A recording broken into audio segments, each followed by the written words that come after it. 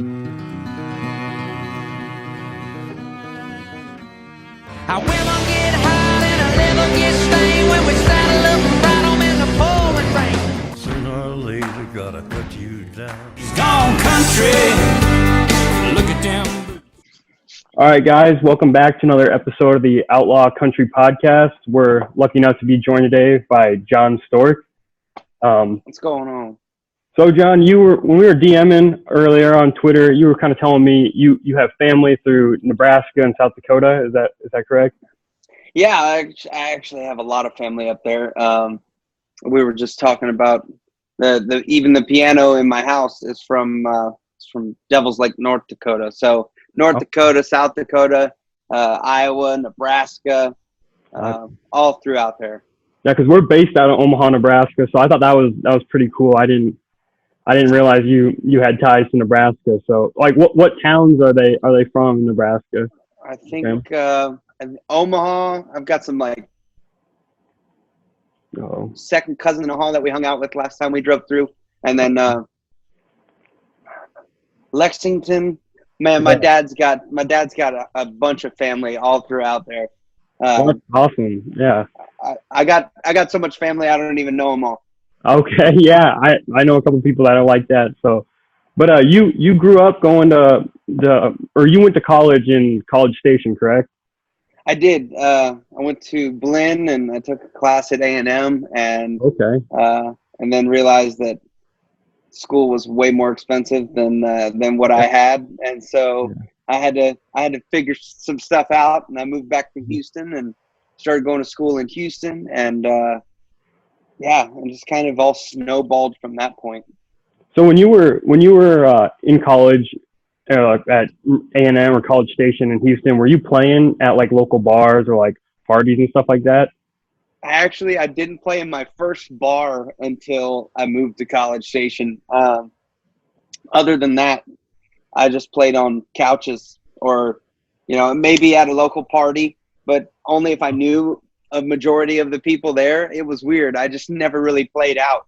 I wrote and sang and played and did cover songs, but it was more so just kind of like, well, hey, you can play, guitar and sing us a few songs. Go do that. And so, and that's kind of where I started playing guitar and, just kind of for other people. And then it spilled into a bar one night because I didn't have to work the next day. And my buddy was like, hey, we're going to go to the bar. And so he threw my guitar in the back seat of his truck, and I didn't know it was back there. And we started drinking, and he was like, you should go up there and play. And, oh, by the way, I brought your guitar for you. So, oh, wow. He ended up buying drinks the rest of the night. And all I had to do was go play a few songs.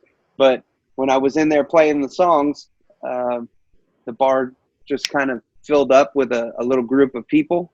And I didn't know they were all musicians of Texas country bands that I didn't even realize what happened. And now we're out on the road and I run into these people and we talk about that first time I ever played in a bar and met all these folks that are out here playing music too. So it's pretty cool. So before that point, was it just kind of were you nervous to play in front of people, or you just didn't feel like doing it? What was kind of holding you back from going up and playing? I don't know.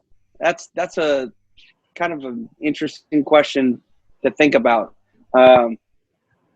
My brother had a band growing up, so it was always something like, he did the music and I showed cows and raised beef. Like that's what I did. So my brother was always the one that played music. And I guess by the time I realized that I could actually do it, I had been doing it. And so when I got into actually going out and playing on the weekends and then it turning into a full-time thing, I think it just happened. It was something that really just kind of happened. And I didn't say like, well, I'm going to, I'm doing this now. There was a point in time that I had to quit a job or Mhm. two. But that was just because, I was playing music. Like, it just kind of morphed into a thing that I became a part of, and it became part of what I did. And then Yeah. it took over my weekends. So it was like a 2-year span. And by the end of the 2 years, I was playing music every weekend, and I was like, oh, well, I guess we're doing this now. And Yeah. so, and now I got a bunch of t-shirts with my name on them, so I can't quit. Yeah, definitely. We wouldn't want you to quit. Now, But was it your brother being in a band and playing country music? Is that what got you kind of hooked on country music, or did you just grow up around always listening to it, or what? Is there like a certain moment you remember like that got you into country music? man, my brother actually didn't even play country music. He, Oh, really? aside from playing like some Johnny Cash with a different spin every now and then, or something from back in the day that was back then wasn't considered country, but I guess you could say was considered country when he started playing it. He played a lot of contemporary stuff, and Okay. we were all over the road, but I didn't actually start listening to country music that often until I was 12 or 13. I grew up in church. Yeah. And so my mom was always like, no, that's not really something we listen to. And growing up in church, we grew up listening to gospel or Christian music, or whatever you want to call it. It was just something that I started hearing in different places, and then once I started switching the radio station when Mom would go into the store, or something like that, Yeah. it was kind of one of those things. And man, I had a guitar for I don't know how many years. I got a little nylon string truck stop guitar for Christmas, and and it's just kind of sat there, and I played on it a little bit here and there, and then eventually all young men start trying to figure out ways to impress girls, and Definitely, yeah. and it worked out really good for my brother. So that's kind of started woodshedding in my bedroom, just one chord at a time, and I'd go ask him, hey, what's this, or what's that, and he started kind of noticing, and then I just started sitting in with him and his band and watching them and how they did things, and where they put their fingers. And other than that, man, it's just all kind of snowballed into where we are now. It's crazy. Is your brother still playing music? Does he do this for a living too?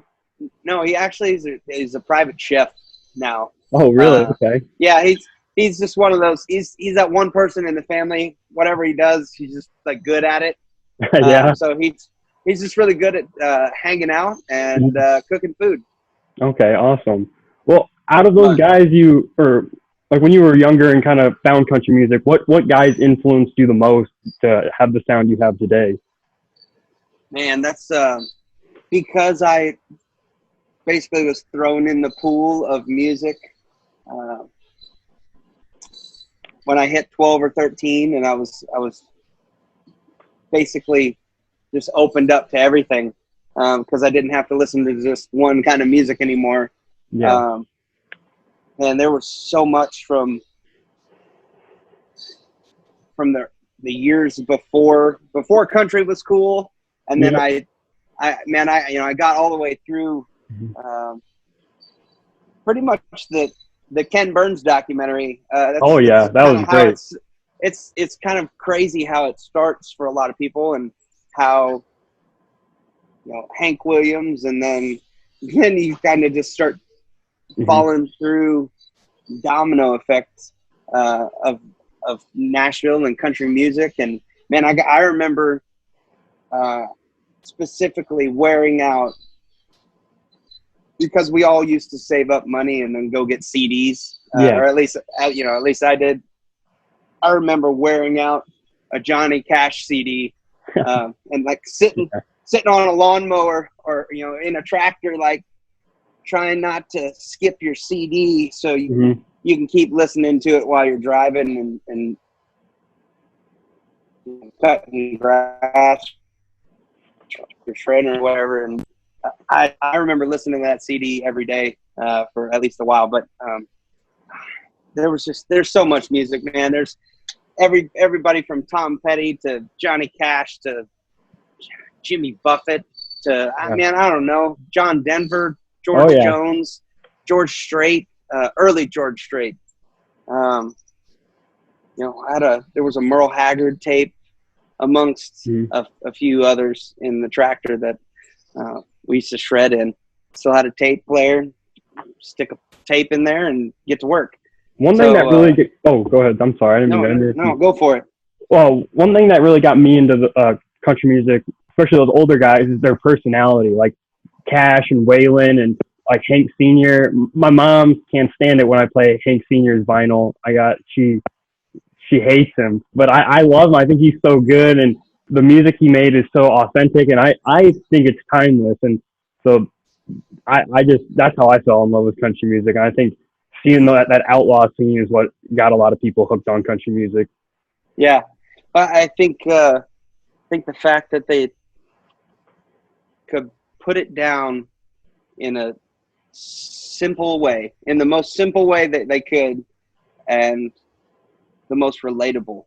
Yeah, and I think that's a huge part about it. And I think that's what draws people to country music is the simplicity and relatability. So it's you know, there's still some stories out there. If you listen close enough, there's still some magic in the lyrics. Those good old sad songs are what get me. I like those a lot. Yeah, just rip my heart out. Oh yeah, definitely. Tear it up right in front of me. Well, I wanted to get into a little bit about your music. So what was it like having your debut album do so well? Did you feel like that really got you off on a strong foot and really built up your confidence? In your radio? In Your Radio was that, man, that's still a shocker. I don't know what happened, honestly. I think we had a lot of help from a lot of really great people, and we still do. But yeah, In Your Radio was a little bit of a shocker. But you know, since moving on from there, even with, you know, songwriting or the music or you know, whatever, what have you, and it's only been 3 years since that happened, because that came out in May of 2017. So you know, that was a definitely a springboard. Looking at it now, I really didn't know what to do when we were in it, because I was like, well, this is how everything must work, right? But it doesn't. So you know, it was definitely a springboard, and we were real blessed on that one. Everything we've done, man, it's just been a learning lesson, and just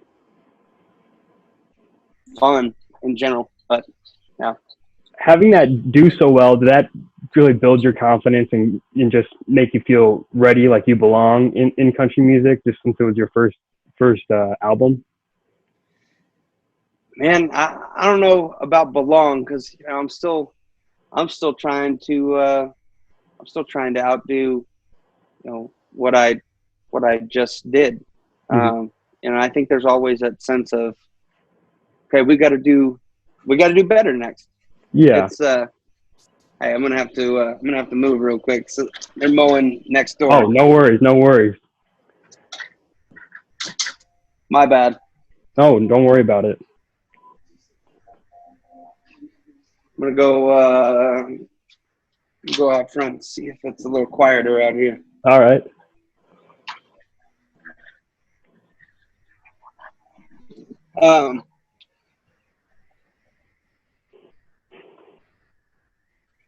Oh, my bad, dude. Feel terrible. No, don't worry about it. It's all good. This sucks. Maybe I can sit. That's worse. The people next door to us are selling their house, so they're getting all of the landscaping redone. Oh yeah. Bummer. Let me see. I'll go sit in here. Man, if you want to redo, I'll do it for you. No problem. No, I can edit it out. It's no big deal. But is that all right? Yeah, no, I can edit it out. It's no big deal. I was just, so you were saying you always feel like there's room for improvement though on from your first album to your next and next. You just, because I asked you if you felt like that album got you confident and made you feel like you belong, and so. Yeah, it was pretty crazy how we got thrown into them. At the time of releasing Any Radio, I lost the first band that I ever had.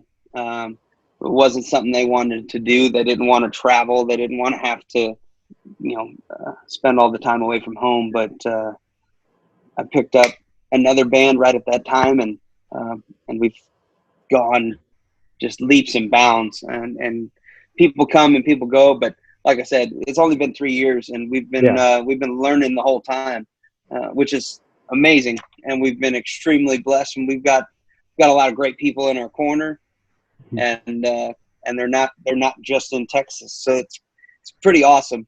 And we're still working, and it's still pretty interesting. But man, I think we have a place here, and I think we're going to be around for a pretty long time. And as long as the songs keep coming, which I mean, we're always thinking about the next thing. So yeah, it's going to be fun. Well, then Radio Cowboy came out last year. Do you feel like that album's done really well, especially with the song Facts and Lies? That went #1, right? So do you feel like that really helped you, that album kind of really helped you break through, and it is your sophomore album, so it really, like, you showed everyone you're going to stay and make consistent, good country music. So you feel like that's kind of, I don't know, really helped you, like, get a good footing in country music, that album? You think that made you, like, kind of a bigger name down in Texas? Man, I don't necessarily know about that. If that has happened, thanks to all this other stuff going on, we haven't really seen too much of it. But the release, and then Facts and Lies, and now Radio Cowboy doing what it's doing on the Texas charts, and it being played in other states, and it's something that I'm still trying to figure out and get used to. But like I said, and we're going to be here for a pretty good while. And I think the songs and the footing as far as country music is, we like to call it Rocky Tonk. So I was going to ask you about that. That explains anything. 'Cause man, from songs like Another You, writing with Jake Worthington, to all the way to one of the heavier songs, Facts and Lies, Another Town, one of the new songs we got coming out, The Ride. It's pretty rock. We like to jam out. We like to have fun. It's rocky, but it's also, I feel like some of the stuff we would do, I feel like Chris Ledoux would not be too upset about it. And I only say that because he was throwing in some heavier stuff, like Hooked on an 8-Second Ride, and the guitars and stuff like that. He was trying some different stuff while he was still doing music. And so that was again, just goes back to Rocky Tonk. Who coined that term? Like, who came up with that for you? Was that I said it, and straight up, I said it one day, and my wife was like, "What'd you say?" And then I said it again to the radio promoter, And she was like, "Who said that? Where did you get that word?" And I just, I started thinking about out on radio tour for Facts and Lies, and I was like, it's not necessarily the most country thing that you've ever heard, but you know what? I'm not playing pop music. I can tell you that much. Yeah. It's not anything too crazy, but it's a good mixture. Try to get right in between. Did you know Facts and Lies was going to be such a big hit when you were like, is that the song you really wanted to push, or did you think Radio Cowboy was going to be the big one off the song? Even though it is a pretty big one off the album, but Facts and Lies went number one. Did you kind of expect that, or not expect number one, but expect it to be the best one off the album? No way, dude. Are you kidding me? I was like, okay, yeah, that's cool. We can do that. Man, I'm just honestly happy to be here. I have no idea. Don't tell anybody I said that. But, yeah. We were originally going to go with Another Town. And I don't know what happened. We wanted to come out the gate strong, especially with this album. And, Cody Johnson and Cameron Nelson wrote the song Facts and Lies. And when Cameron sent it, great. Yes. Cameron Nelson sent it to me, and he said, listen to this and let me know what you think. And so I listened to Cameron, and it was just a phone recording of Cameron singing and playing acoustic guitar. And I listened to it about 20 times, and I called him and I said, what's the deal? And he said, well, I already talked to Cody and think you should cut it. So there you go. That's awesome. Yeah. So, man, that was a huge thing for the beginning of all of this. And like you're talking about the sophomore album career, the sophomore stage, or I have no idea where we're at, and I don't even know if it's sophomore, but man, it definitely put a lot of things into motion for Facts and Lies, and I didn't see that coming, and neither did anybody else.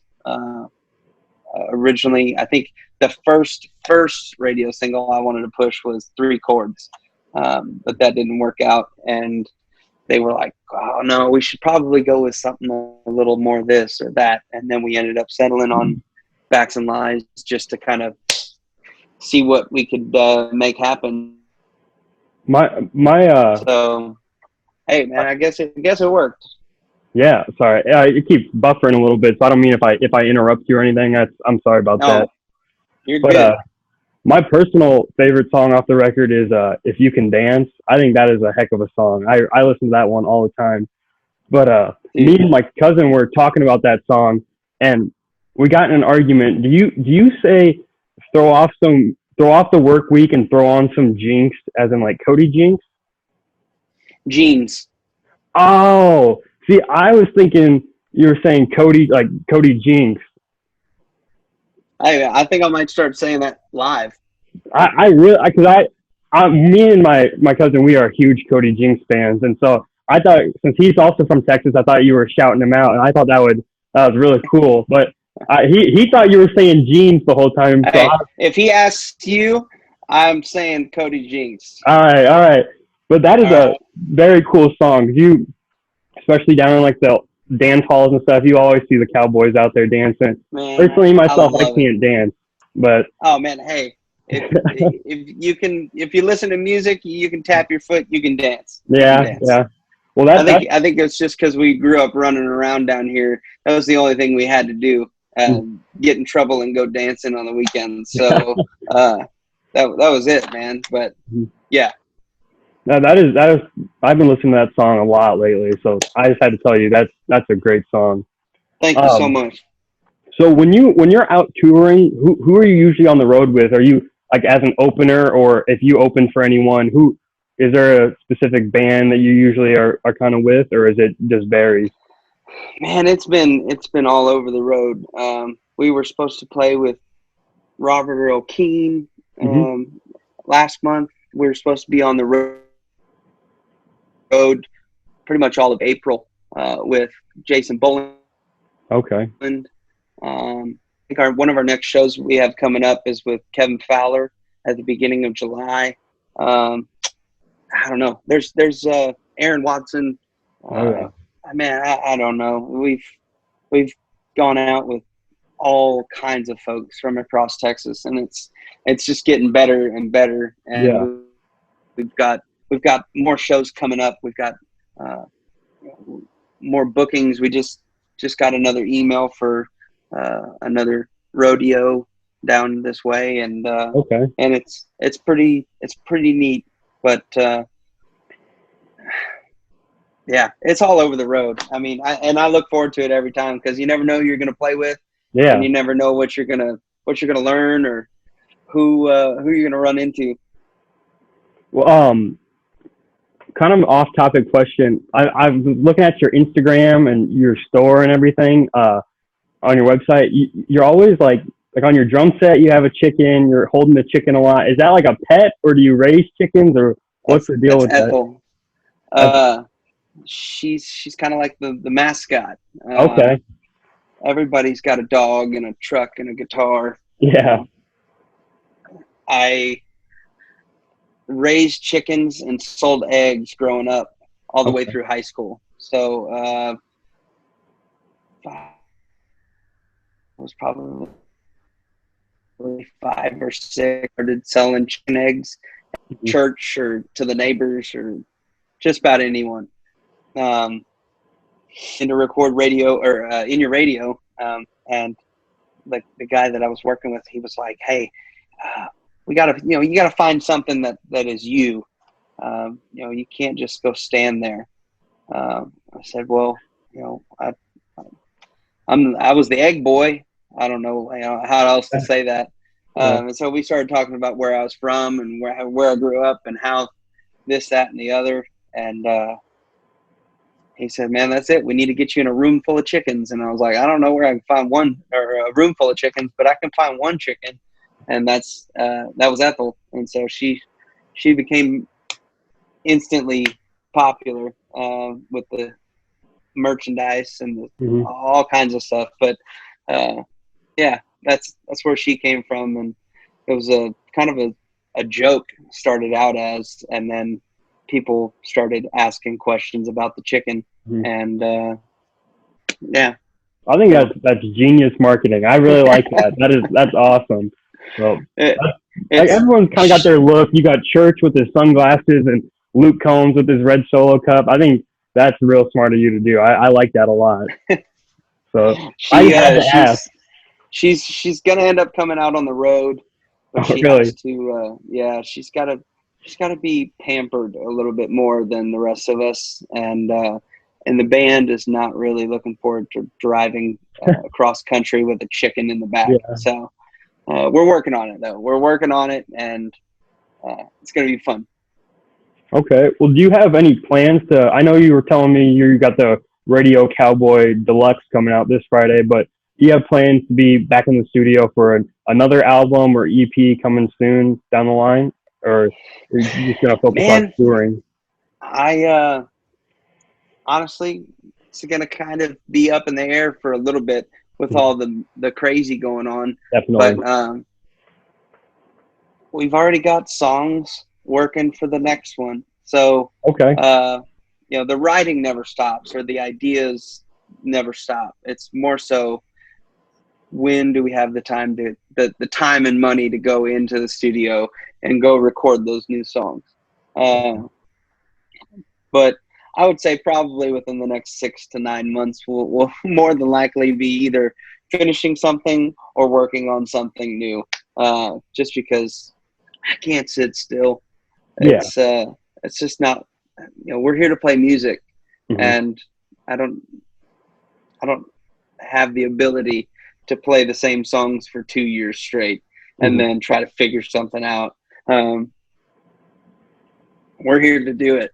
So we're going to do it. Do you kind of have that mentality of once that music's ready, you want to just give it to the people? Because I know some artists, they want like the perfect time and like might want to release something in the summer and stuff. You just want to get it to the people.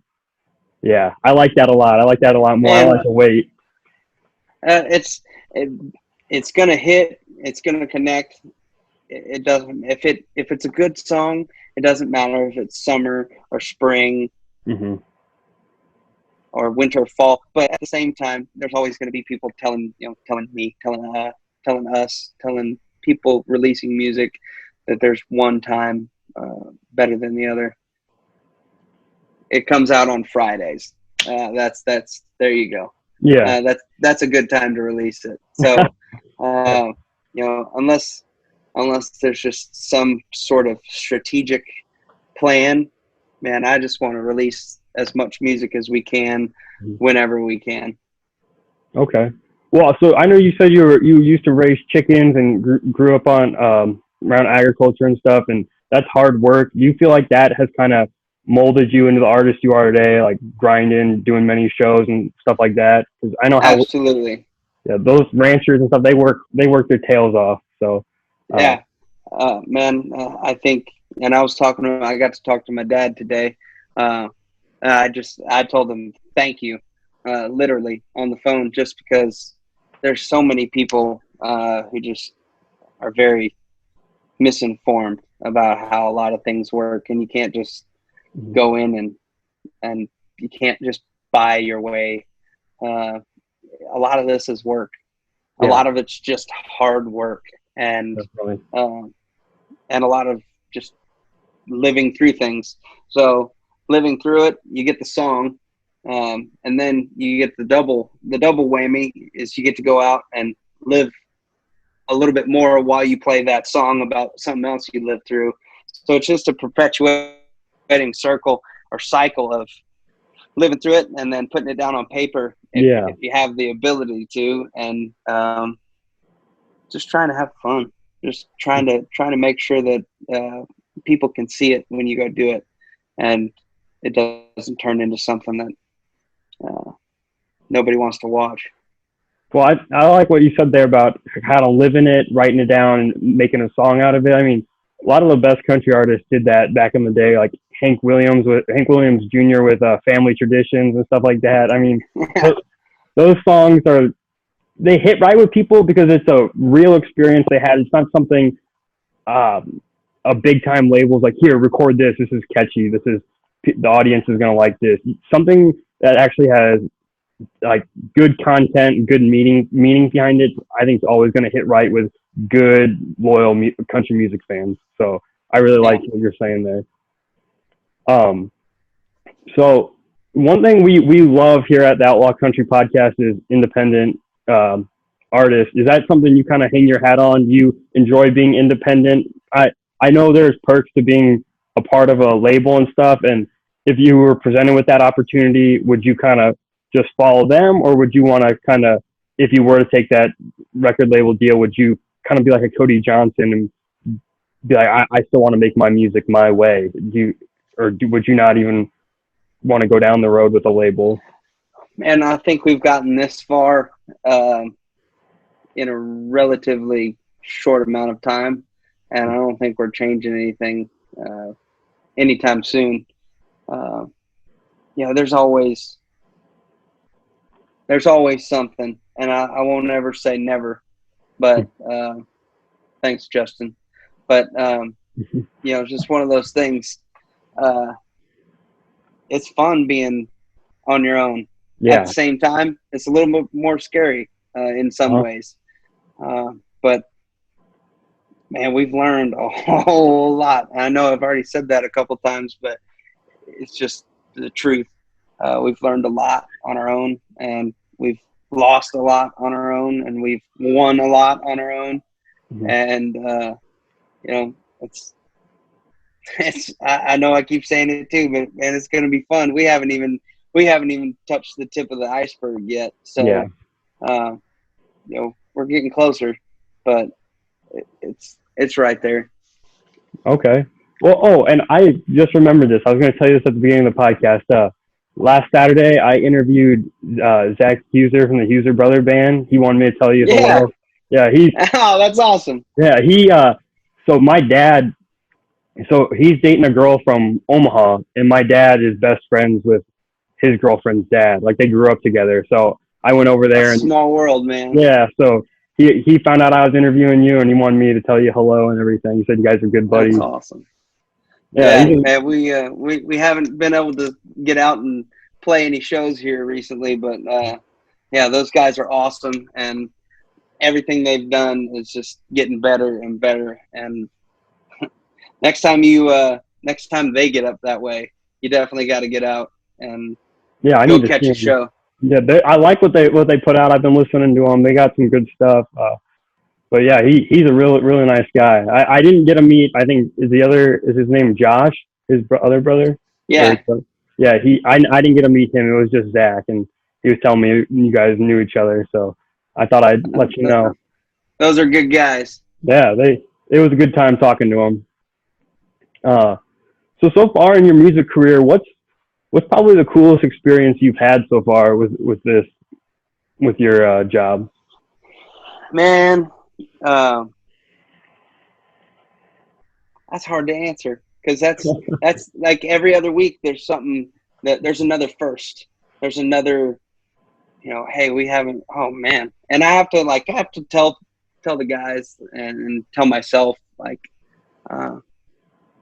Sometimes you just have to stop and like, all right, because now we have less and less time to kind of celebrate the little in between stuff. Mm-hmm. Because we're always on the run. We're always moving to the next spot. Yeah. It's crazy.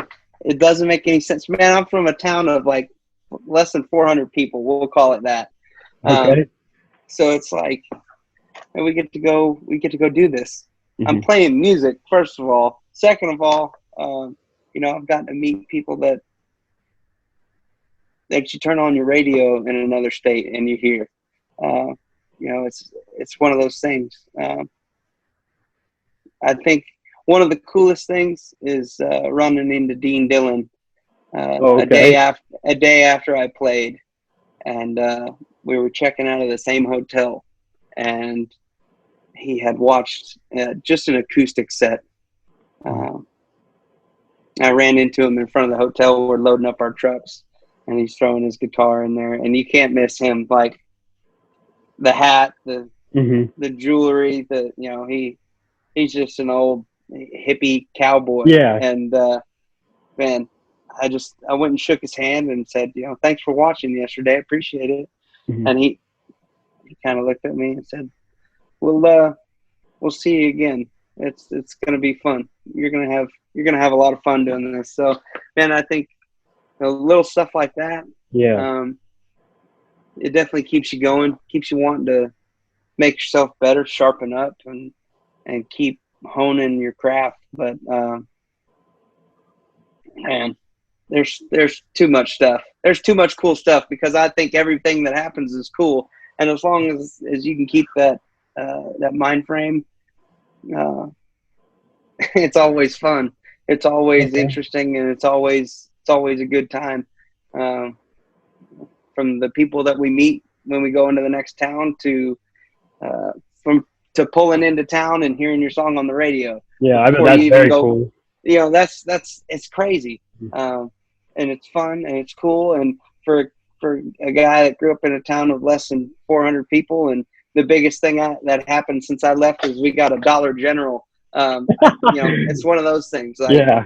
This is I'm living the dream. So I know that's probably said way too much, but it doesn't matter which way it goes. It's still the dream.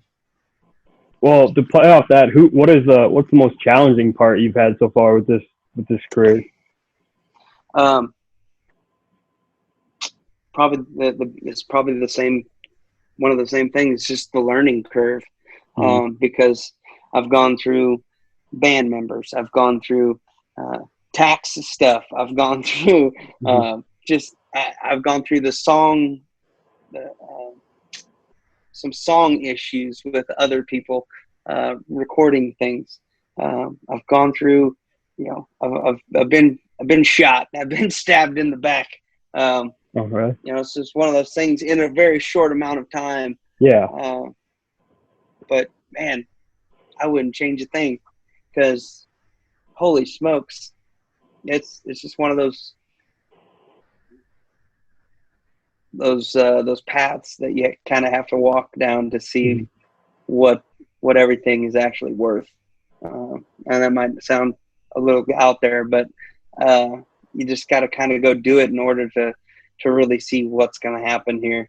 And hey, we're still playing music, so everything's going Yeah. pretty dang good. Oh, yeah. It's a new something every time you leave.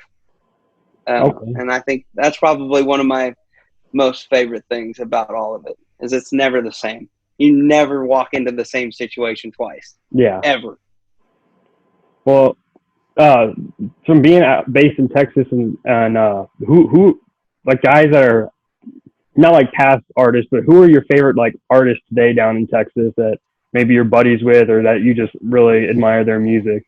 Man, there's too many. There's too Yeah. many to count, man. Mm-hmm. Every time it being, I think we're super blessed just to be playing music in Texas, because I know guys that travel from states away just to come play shows here. Mm-hmm.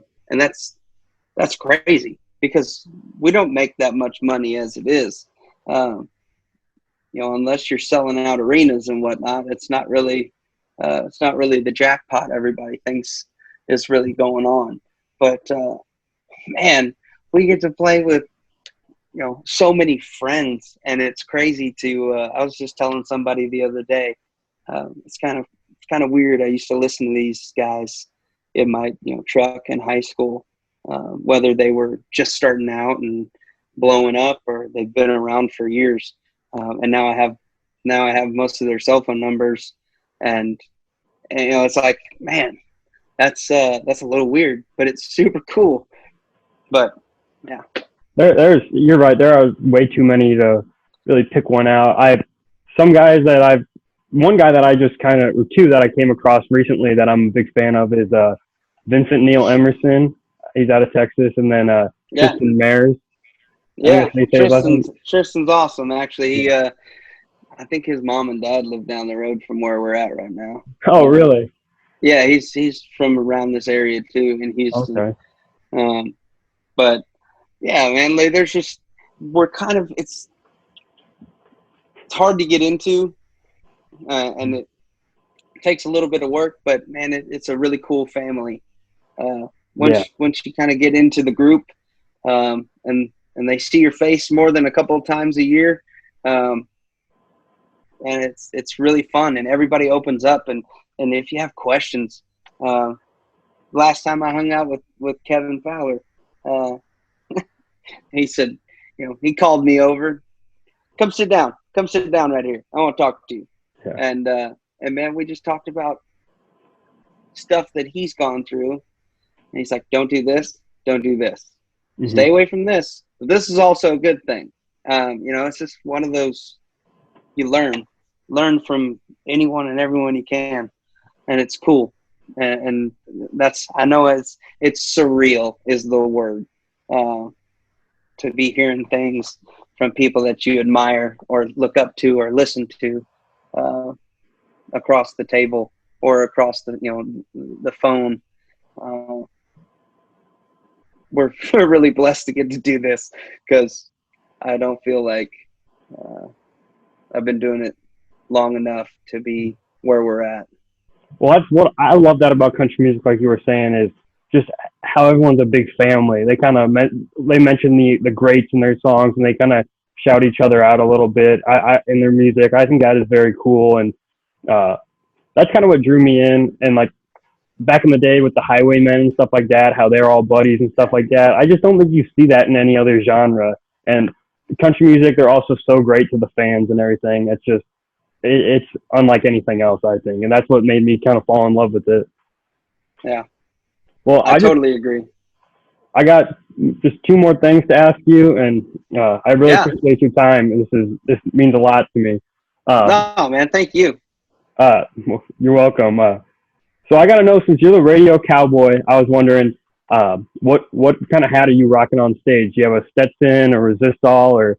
Oh, it's American all day. That's what I got. All day American. I got an American straw. That was my first hat I got this Christmas. So I really like my American a lot. I'm sure it's treating you right. Yeah.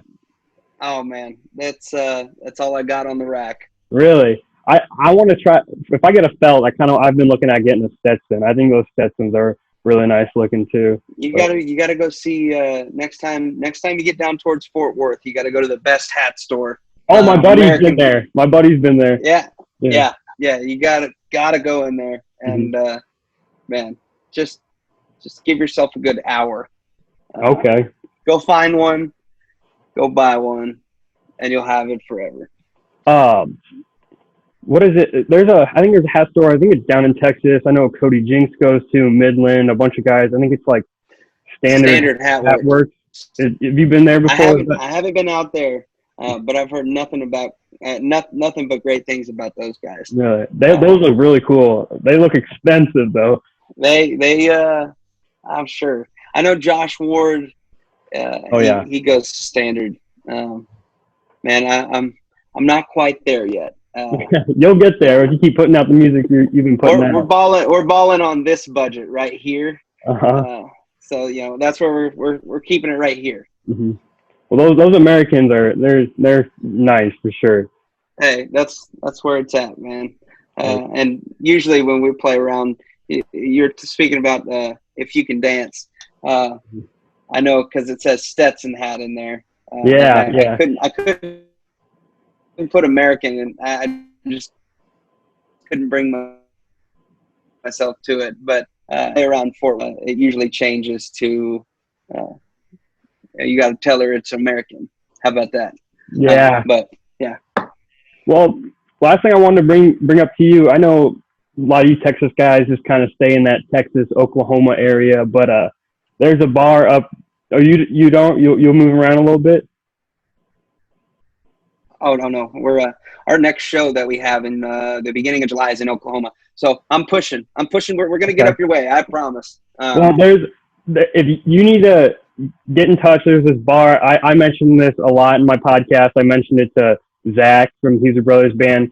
There's this bar out in small town called Venice, Nebraska. It's like probably a 20-minute drive from my house. And I mean, the guys that have played there are Randall King, Curtis Grimes, Sonny Sweeney, Whitey Morgan. Just the list goes on and on. Mike and the Moon Pies. And so if you ever want to come up to Nebraska, get in contact. It's called Buck's Bar and Grill, Venice, Nebraska. They would love to have you. I'm sure of it. It's a great little bar. So next time you're out there, let somebody know, and we'll start working on them. Because we were supposed to play in Kansas. That got canceled due to coronavirus. Mm-hmm. We're supposed to play. Man, we've got a lot of Oklahoma dates coming up. Yeah. And as long as all those Oklahoma dates keep happening, we'll just keep moving north. Great. So, I'll keep an eye out for you. We've already got people waiting in Kansas. Our fan club, our fan page it's called the Coop. Jon Stork, the Coop on Facebook. They're based out of around Wichita. So, and we've already got fans outside of the state, and we're just going to keep on moving.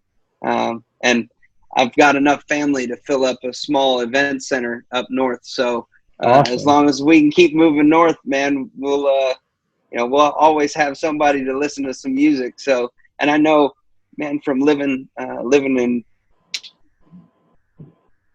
North Dakota and South Dakota and Iowa, working in Nebraska, man, I know that the music is definitely appreciated up there because yes, it is. It's not the same. And I know I lived in Sioux Falls for a while, and I know one night a week they would play Texas country for like 2 hours. Mm-hmm. And that was it. And I would always tune into the radio station that one night a week because it was like being at home for a little while.